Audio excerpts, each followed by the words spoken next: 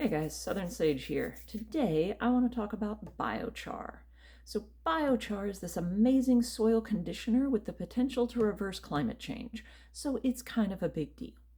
So from a chemical standpoint, biochar is any high carbon material, usually wood, that's been heated up to 6 to 800 degrees and then rapidly cooled off. So what that does at 6 to 800 degrees, the chemical bonds between carbon in these materials and almost everything else break.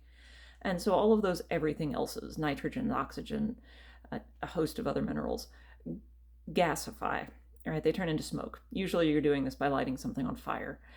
And what's left is a bunch of carbon-carbon bonds. So you don't necessarily have to understand the chemistry to know that that results in something that looks a little bit like a sponge under a microscope.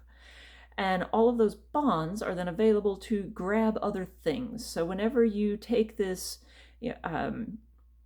charred woody material and you crush it up and you bury it in the ground, it grabs loose nitrogen, phosphorus, potassium from the soil and holds onto it in those open receptors, right, where we burned off the stuff that used to be there.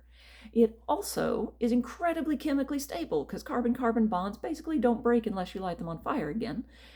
And that means that whenever you put this in, say, a heavy clay soil, it breaks that soil structure up.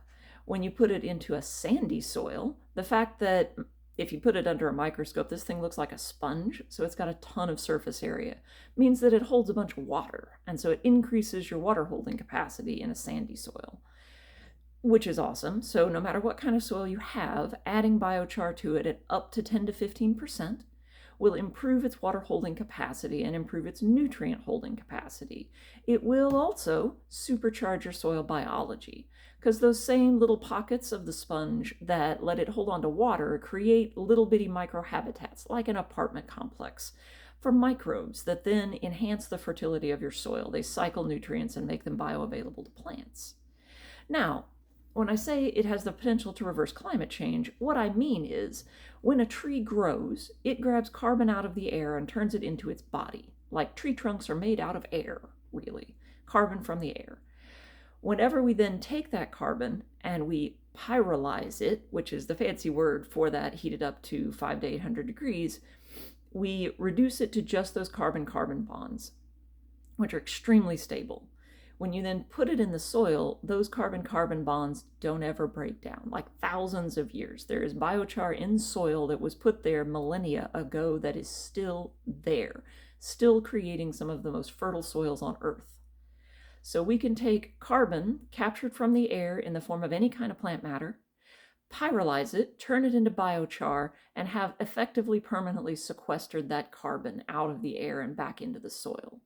So we can do this writ large. Anything that grows fast, any kind of invasive species, we can turn into biochar and use it to enhance soil fertility and permanently sequester carbon. Biochar is the bomb.